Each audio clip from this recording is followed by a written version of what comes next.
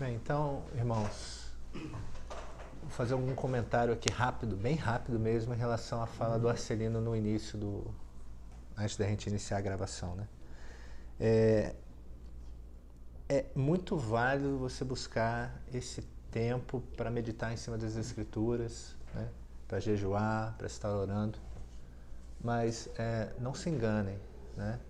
Primeiro, é muito válido e você deve dar prioridade a isso. Quando você diz assim, eu não tenho tempo para ler a Bíblia, você está me dizendo, ou dizendo para quem está te ouvindo, eu não dou prioridade a ler a Bíblia. Essa é a verdade. Porque se fosse alguma coisa que te interessasse muito, você acordava mais cedo, dormia mais tarde, você ia fazer o que fosse necessário para que aquilo ali acontecesse. Então, eu não consigo imaginar alguém aqui que realmente não tenha tempo para ler a Bíblia. Eu estou sendo bem claro. O senhor é muito duro. Não, eu sou realista. Essa é a realidade. Essa é a realidade. Eu frequentemente acordo mais cedo. Em vez de dormir mais tarde, que eu acho que é pior, eu acordo mais cedo, 5 horas da manhã, se for necessário, para poder ter esse tempo a sós com Deus, que a rotina talvez não me permita. Mas a segunda coisa que eu quero destacar é o seguinte, e eu tenho certeza que o Arcelino faz isso, mas a fala dele pode te induzir a pensar que não é isso. Devocional não é um momento. A tua vida é devocional. Então, você não assiste um jornal, você não lê um portal de notícias, você não assiste um filme sem a postura devocional. O que é a postura devocional? Assim como você lê a Bíblia para se aprofundar mais em Deus, ter um relacionamento maior com Deus, você faz isso ao longo de todo o seu cotidiano. Então, quando você assiste um filme, você assiste o filme com o filtro de Deus. E aí dali, quando você vê um pai adulterando, traindo a esposa no filme, dali você já tira uma lição de como o mundo enxerga um casamento, por exemplo. E quando você vê a maneira que o ator principal se relaciona com o chefe, você vê como o mundo enxerga relacionamento profissional. E aí você faz o contraste com o quê? Com aquilo que você vê como Deus enxerga o casamento. Exatamente. Então você não faz nada sem a postura devocional. Então, devocional... Eu não gosto muito das palavras discipulado e devocional como são usados hoje. Eu já falei isso várias vezes. E vou continuar sempre falando.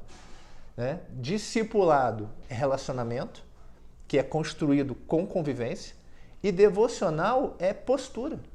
Postura cotidiana. Agora, dentro da tua postura cotidiana, você tirar um tempo para ficar a sós com Deus e meditar exclusivamente na Bíblia, orar ou jejuar, aí é onde eu complemento. Não existe, eu não tive tempo para isso, na minha concepção. Né? Se você quisesse, quando você quis passar um concurso, os que fizeram o concurso, você não saiu da FAD, ou outros concursos, eu tenho certeza que você perdeu finais de semana, que você deixou a convivência dos amigos, que você perdeu horas de sono para poder passar no concurso. Né? E por que para Deus não existe esse esforço? É porque então não é teu interesse realmente. Eu quero Deus, eu tenho fome de Deus. Esse final de semana eu passei longas horas conversando com o Rodrigo. Né? E aí a gente tem um relacionamento, eu falo assim, Rodrigo é meu pastor. Ele, não, você é meu pastor. Eu falei, caraca... Rodrigo, eu falei no final de semana, Rodrigo, a gente está num relacionamento de pastoreio mútuo, discipulado mútuo. Ele falou, mas pastoreando uns aos outros, discipulando uns aos outros. Eu falei, tá bom, amigo. Então aí a gente estava conversando e nesse nosso diálogo, a gente falava justamente sobre essas questões de postura, né? Essas questões de atitude em relação ao Evangelho. E aí eu tenho que chamar a atenção de vocês sempre em relação a isso, né? Adotem um estilo de vida devocional, uma postura devocional, que o Evangelho vai passar a ser a sua vida, não vai ser um momento, né, isolado que você separa. Agora é a hora do Evangelho, né? Não, agora é a hora de ser mundano, não, agora é a hora de ser profissional, agora é a hora de ser família. Não, você é um pai de família evangélico, você é um profissional evangélico, você é um irmão evangélico, você é um evangélico, então é isso. Usando o evangélico como o termo realmente deveria ser, né? E aí eu falava, só para encerrar esse testemunho, né? Eu conversava com o Rodrigo sobre questões de jejum, por exemplo. Quando a gente separa um tempo para isso, aí eu testifiquei com ele algo que eu li num livro do John Piper. John Piper fala assim: você não jejua, ou melhor, você jejua, quando você jejua, você se abstém do pão terreno para se alimentar do pão celestial. Você faz isso porque você está dizendo para Deus que você tem tanta fome de Deus,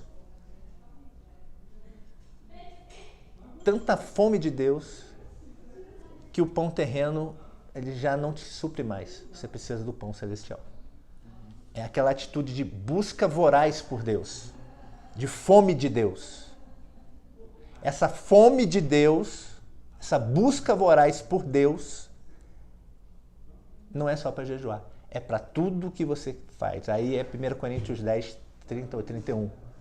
Quer comais, quer bebais, façais tudo para a glória de Deus. É a fome voraz de Deus. Ficou claro? Aí você vai ver, poxa, eu tenho fome de Deus. Aí não vai ter mais aquele, não tenho tempo para ler a Bíblia. Pô, você tem fome de Deus? Então talvez você não tenha fome de Deus. Essa é uma das questões que você tem que começar a se examinar. Eu falava com, acho que foi com o Quirino que eu falava isso. Eu falei, olha, o camarada que está sozinho em casa, a esposa viajou, ele é casado, a esposa viajou, todo mundo viajou, e ele se sente tentado a olhar pornografia no computador. Eu gosto muito do exemplo da pornografia, porque a pornografia é um pecado silencioso. Você não cai na pornografia em grupo. É uma coisa que você faz escondido, nas sombras. Só que você não faria isso se Deus fosse real e vívido para você. Por quê? Porque se você faz quando está sozinho, se você faz escondido, quando é que você está sozinho sem Deus? Fala para mim. Se o salmista fala que se você montar a tua cama no abismo, lá ele estará. No mais alto cume, lá ele estará. Então você nunca está sozinho, pessoal. Então a hora que você vai fazer aquela coisa que você não faz na frente dos outros, mas você vai fazer porque está sozinho, lembre-se, você não está sozinho. Os olhos do Senhor estão ali contigo. E Ele chora. Porque Ele não quer ver você naquela atitude de pecado. Tá ok? Então vamos lá. Salmos 27. Verso 4.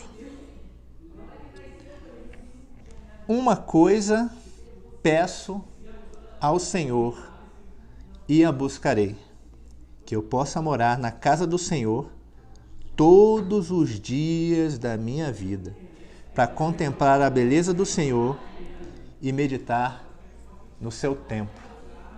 Quem escreveu esse salmo? Davi. Qual é o contexto do salmo? É só ler o versículo 1, 2 e 3. O Senhor é a minha luz e a minha salvação. De quem terei medo? O Senhor é a fortaleza da minha vida. A quem temerei? Quando malfeitores me sobrevêm para me destruir, meus opressores e inimigos, eles é que tropeçam e caem. É um Davi perseguido. É um Davi oprimido. É um Davi com uma série de problemas. E aí você lê 1 Samuel, 2 Samuel, 1 Reis, 2 Reis. Você vai ver o histórico de Davi, dos descendentes de Davi, da família de Davi, e as panes que ele teve que enfrentar. Muitas por causa do pecado dele. Davi foi um grande rei? Foi. Davi foi um grande pai? Não. Nem tanto, não. Davi foi horrível como pai. Ele foi um pai muito ruim. Qualquer dia a gente pode parar para estudar a paternidade de Davi. Né? Mas Davi era um homem segundo o coração de Deus. Então quer dizer que ele desempenhou mal um papel de pai, colheu o resultado do mau papel que ele desempenhou, o de pai, mas ele sempre se arrependia e sempre buscava a Deus com ardor. Davi sempre teve fome de Deus. E por isso era um homem segundo o coração de Deus. Isso me reconforta, irmão. Davi me reconforta. Por quê? Eu falei, caramba, se Davi, sendo o pai que ele foi, sendo o assassino que ele foi, sendo o adúltero que ele foi, era um homem segundo o coração de Deus, então há uma chance para mim. A esperança. E tipo isso, há uma chance para mim. Porque eu sou tão ruim ou pior do que Davi, pessoal. E você não se engane. Né? Eu gosto muito de falar de mim. Né? Eu sou ruim, mas você também é. Entendeu? Então você está aí acomodado, não, você também é ruim. Você aí do vídeo, você também é. Todos nós somos. Então Davi estava sendo oprimido, Davi estava sendo perseguido. E na opressão e na perseguição, Davi fala assim, olha, eu poderia pedir a Deus o quê? Deus, me livra dos meus inimigos. Deus, me protege. Deus, me guarda. Deus, me dá vitória. Mas ele fala assim, não, esquece tudo isso e uma coisa eu peço ao Senhor. E não só eu peço, veja bem, não é só atitude passiva, eu vou pedir e vou ficar aqui esperando. Ele fala o quê? E a buscarei. Percebe que tem uma atitude, tem o pedido, falando assim, Deus, eu dependo do Senhor. Mas eu sei que tem um sinergismo nisso aqui. Então eu vou fazer a minha parte. Lembra que eu falei que eu não acredito em um evangelho onde Deus trabalha só de um lado e você cruza os braços e não faz nada? Lembra que eu usei o exemplo do pai que chama o filho para trabalhar, para construir a cerca? Eu já usei várias vezes. Né? Eu chamando o meu filho para construir a cerca, eu tenho que falar de novo porque alguém, você aí que está me assistindo, não viu isso. Eu poderia chamar meu filho para construir uma cerca comigo lá no quintal da minha casa. No entanto, meu filho às vezes iria até me atrapalhar na construção dessa cerca. Mas eu ia falar, meu filho, me passa esse martelo, meu filho, me passa esse prego. Não quer dizer que eu não teria condições de construir a cerca sozinho, mas quer dizer que eu me agrado da presença do meu filho, quero que ele participe comigo, e eu quero que a gente tenha um relacionamento. E é assim Deus conosco. E Davi entendia isso, ele fala, Deus, uma coisa eu busco, que eu possa viver na tua casa. Então, sei que o Senhor vai fazer a tua parte, de me trazer até a tua presença, mas eu vou fazer a minha parte. Eu vou buscar o Senhor, eu vou ter fome de Deus. E Davi está falando do quê? Do momento da perseguição, do momento da angústia. E aí, pessoal, é aquela velha pergunta que eu faço. Às vezes eu penso, caramba, eu acho que eu prego sempre a mesma coisa, só com palavras diferentes. Mas não tem muito como fugir disso. Não tem muito como fugir disso. Cristo veio para quê? Para te salvar. Ele veio para te salvar e te resgatar. Primeiro ele veio para te salvar da ira de Deus. E ele veio para te resgatar do pecado, da morte. Do pecado e do resultado, né, do salário do pecado, que é a morte. E aí, pessoal? Romanos diz o quê? Romanos 8. Né? Diz o quê? Que tudo colabora para o bem daqueles que amam a Deus, aqueles que têm fome de Deus, aqueles que incessantemente buscam a presença de Deus. Então Deus ele vai orquestrando os teus passos. Para quê? Para que você vá sendo moldado em seu caráter para atingir a estatura do varão perfeito, ou seja, a semelhança de Cristo. E nesse trabalho de Deus, nesse molde de Deus, nesse vaso de barro quebrado que é você, algumas vezes ele vai colocar ali o quê? Perseguição, luta, enfermidades, dores. E durante esse processo de dor, de luta, você tem em seu coração a palavra pungente de Deus dizendo no teu coração, Ele tem o melhor para mim. Por quê? Porque Ele me ama e eu o amo. Eu sou do meu amado e o meu amado é meu. Nós temos um relacionamento. Então Ele está me forjando. Ele está trabalhando em mim. Ele está construindo alguma coisa em mim. E aí, pessoal, você já não está mais desejando somente libertação, cura, restauração, renovo, refrigério. mas Deus. E aí você abre a tua boca para dizer, uma coisa eu peço ao Senhor. Deus, se para eu atingir a estatura do varão perfeito que o Senhor quer de mim, para eu atingir o relacionamento profundo que o Senhor quer de mim, eu vou precisar passar pelo vale da sombra da morte, aí eu vou. Porque Salmo 23, Ele é meu pastor e Ele me acompanha lá. Ele não vai largar minha mão. Ele não vai me abandonar. Ele não vai falar, vai lá. E eu fico daqui olhando. Não, Ele vai contigo. E aí você monta a tua cama no mais profundo abismo e lá Ele estará. E aí vai no Salmos 37 agora.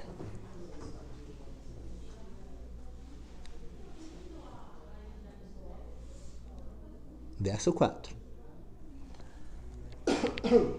E aí o mesmo Davi, anos depois, aqui já é um Davi mais velho, já é um Davi mais experiente, já é um Davi que já caiu bastante, já se levantou, já foi restaurado por Deus várias vezes.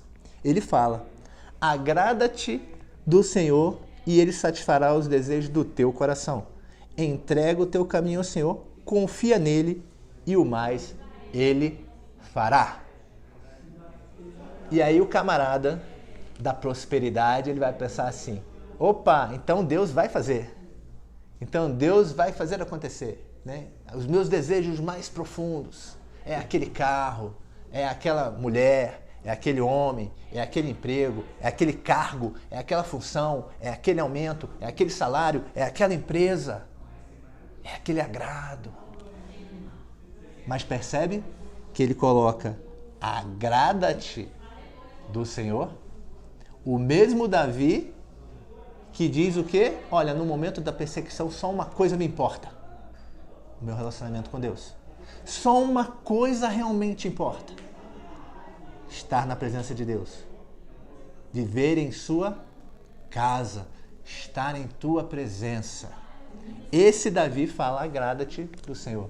Aí eu pergunto, você se agrada do Senhor? Você se agrada do Senhor na hora do sofrimento? Você se agrada do Senhor na hora da angústia? Porque a temática é essa.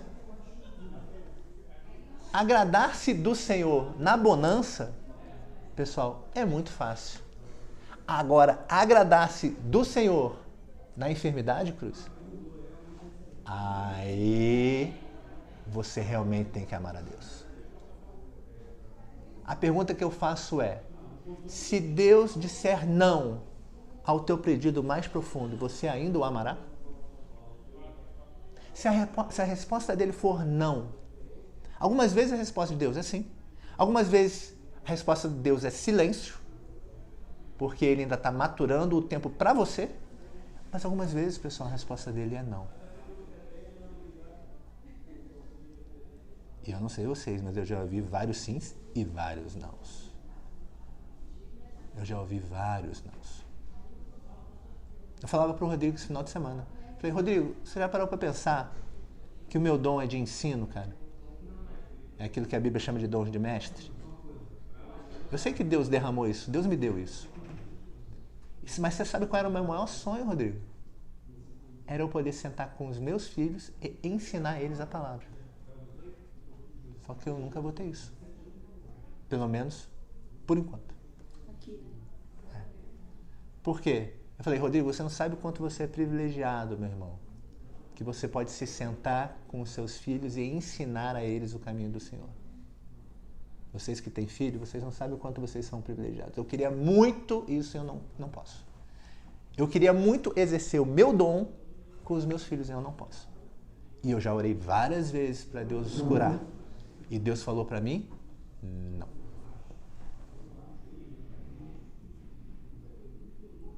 E aí eu elevei minha voz e falei assim, e o Senhor ainda é o meu Deus. E eu ainda amo o Senhor. A gente está orando pela cura do Cruz. Eu creio, em nome de Jesus, que ele vai ser plenamente curado. Mas comece a pensar, e se Deus disser não? Aí você tem dois caminhos, meu irmão, se revoltar com Deus o glorificar a Deus. Mas você confia que Ele sabe o que Ele está fazendo? Você confia que Deus sabe exatamente os caminhos que Ele traçou para você e aonde Ele quer que você chegue? Essa é uma pergunta profunda que você tem que fazer todos os dias. Aí quando você se agrada no Senhor, nesse cenário caótico de luta, de tormenta, Ele satisfaz os desejos do teu coração. Por quê? Os seus desejos já não são mais egoístas, supérfluos, pecaminosos. Por quê? São todos direcionados para Deus, para o teu relacionamento com Deus.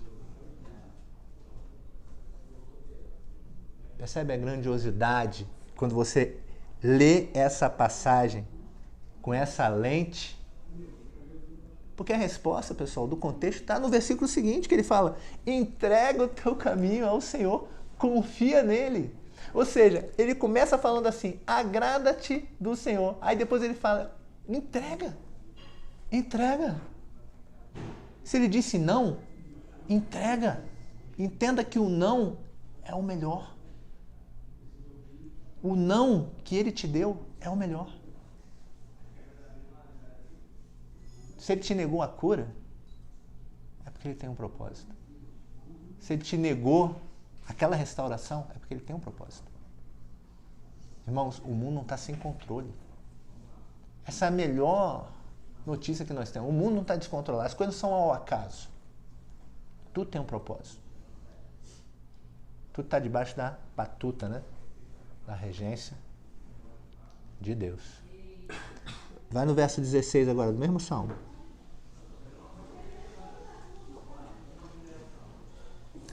E aí ele fala assim, ó, mais vale o pouco do justo que a abundância de muitos ímpios. Por que você acha que isso está nesse contexto? Porque é justamente sobre isso. Ele está falando, olha, o salmo em si, ele está contrastando o justo com o ímpio. Em nenhum momento ele está dizendo que o justo não sofre, ou que o justo não padece. Por isso que em um momento ele fala assim, olha, o justo às vezes vai ter pouco. O justo às vezes não vai ter aquilo que ele espera ter. Por quê? Porque está tudo debaixo da mão de Deus, pessoal. Confia nele. Confia nele. Confia nele. Confia nele.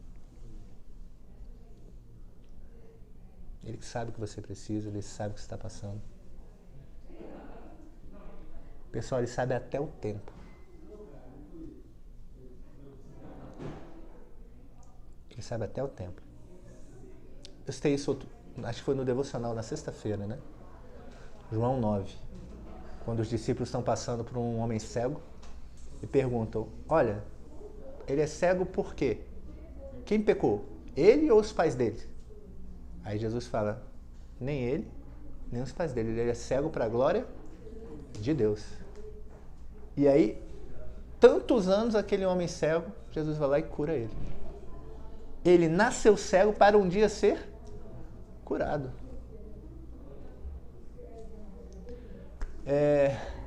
Às vezes, a glória de Deus está na enfermidade. Às vezes, a glória de Deus está na cura da enfermidade.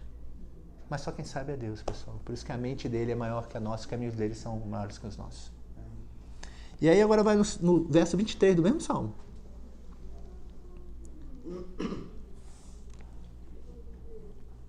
O Senhor firma os passos do homem bom no seu caminho, e no seu caminho se compraz. Se cair, não ficará prostrado, porque o Senhor segura pela mão. Fui moço e já agora sou velho, porém jamais vi o justo desamparado, nem a sua descendência a mendigar o pão. E aí Deus está falando o quê? Através do salmista, através de Davi. Ele está falando, olha, o justo cai. Percebe que ele fala isso? Ele fala assim, o Senhor firma os passos, e se ele cair, ou seja, ele não está dizendo assim, olha, o Senhor firma os passos do justo, ele nunca vai cair. Não, parece um contraste, mas não é um contraste. Porque o firmar os passos não é não cair. O firmar os passos não é não ter problemas. O firmar os passos é, olha, se você cair, Ele está contigo, ele te levanta. Se você estiver no vale da sombra da morte, ele está lá contigo. Se você estiver no fundo do abismo, ele está lá com você. Por quê? Porque você se agrada do Senhor. Porque você deseja estar na casa dele. É a tua fome, o teu desejo de Deus. E aí ele fala o quê? Né? Que ele já foi moço, por isso que eu falei que esse salmo aqui é um Davi depois de muito tempo. Porque ele fala assim, olha, eu já fui moço, agora sou velho. Ou seja, não é o Davi da perseguição, é o Davi casca grossa, vamos dizer assim. Já apanhou de Deus, já foi ensinado, já viu muita coisa. E aí ele fala, fui moço, agora sou velho, mas eu nunca vi o justo desamparado, e nem a sua descendência mendigar o pão. Nunca ver o justo desamparado, nesse contexto, não é o justo que não passa por problema. É desamparo, ou seja, durante o problema, você não está sozinho. E nunca vi a sua descendência mendigar o pão. Lembra do Salmos 23? O Senhor é o meu pastor e...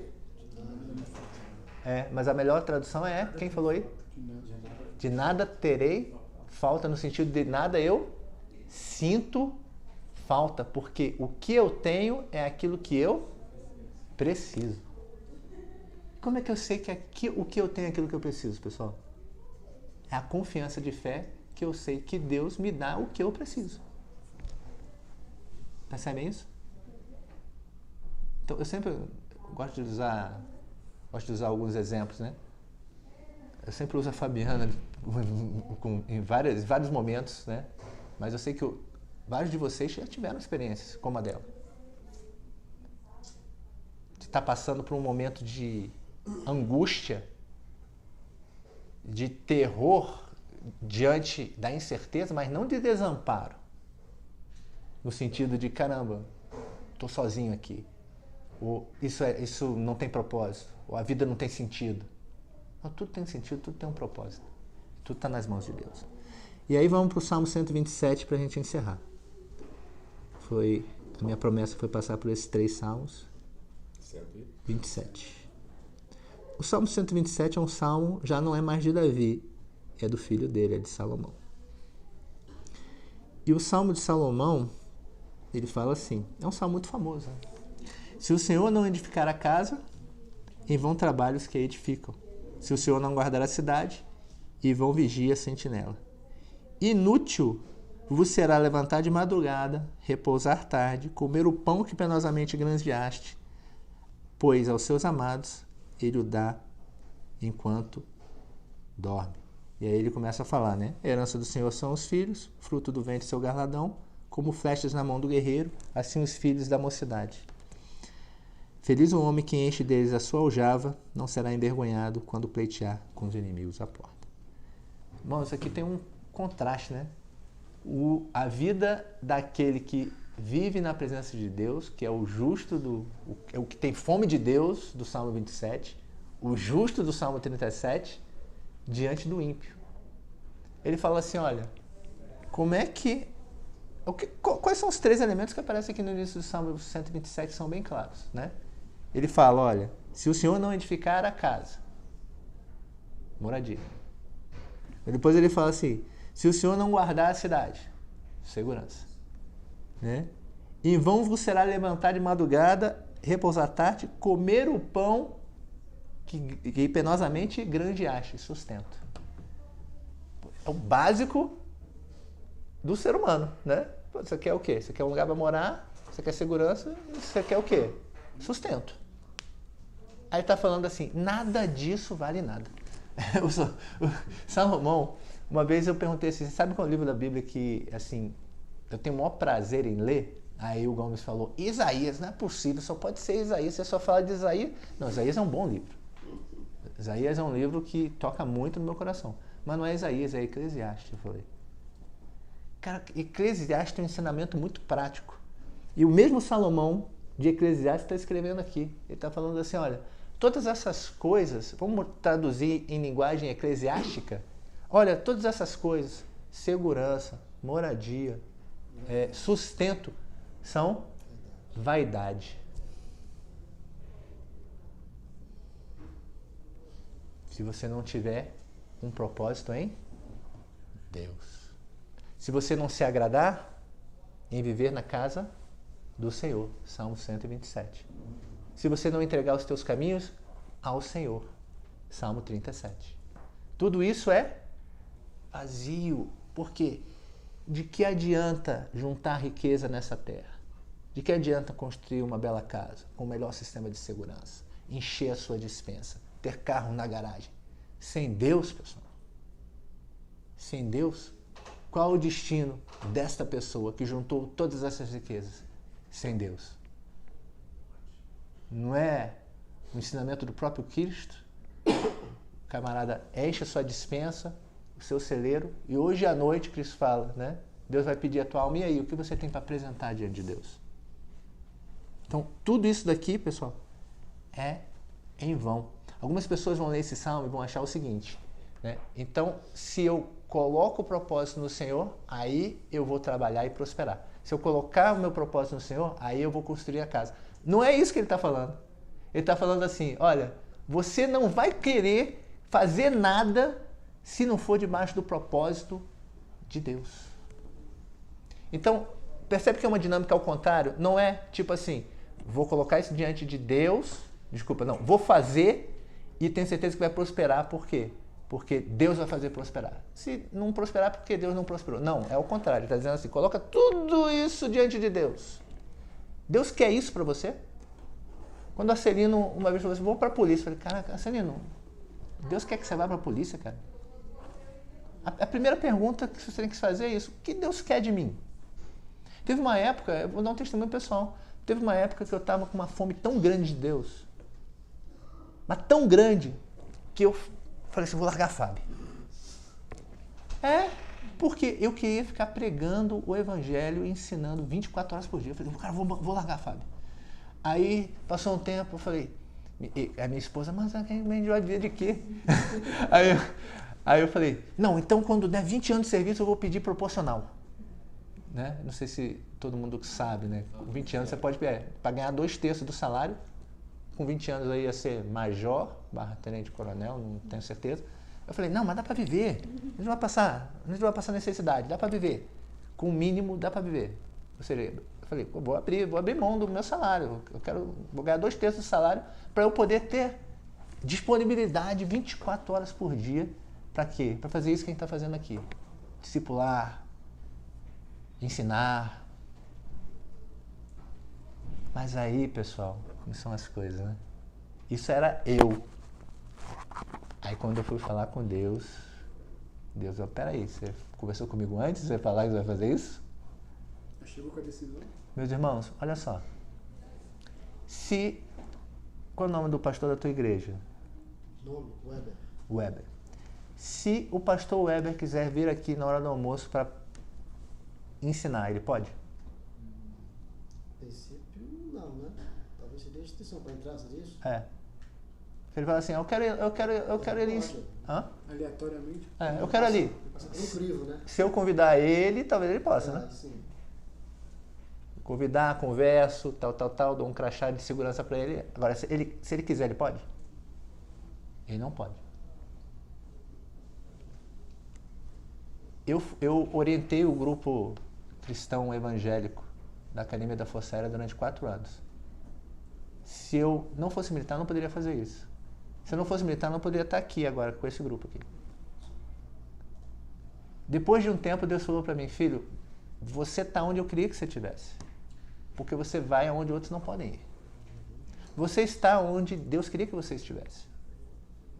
Então, não adianta você fazer força, Arcelino, para ir para a polícia, né? Porque se o Senhor não edificar o teu concurso para a polícia, em vão é você acordar de manhã, de madrugada para estudar. Deus vai falar, não, cara, não é por aí. Eu quero você aqui. Você percebe isso? Cara, a primeira coisa que você tem que fazer quando você... né, Tiago fala isso, né? Aqueles que fazem planos, a semana que vem faremos isso ou aquilo, iremos para lá ou para cá. Eu falo, caramba, isso é futilidade, cara. Primeira coisa é, Deus, o que o Senhor quer? E aí, meu irmão, quando você sabe o que Deus quer e você entrega o teu caminho ao Senhor, Salmo 37, a tua satisfação é viver na presença de Deus, como o Salmo 27, aí sim, o Senhor dá aqueles que Ele ama, Ele os dá enquanto dorme. Não quer dizer, tipo assim, aí você não precisa fazer nada. Não, quer dizer o quê? Que você pode descansar em Deus. E Deus vai fazer acontecer, porque está alinhado com Ele. Percebe? Então é isso, irmãos. Salmos 27, 37, 127 são um encadeamento de uma linha de raciocínio só, né?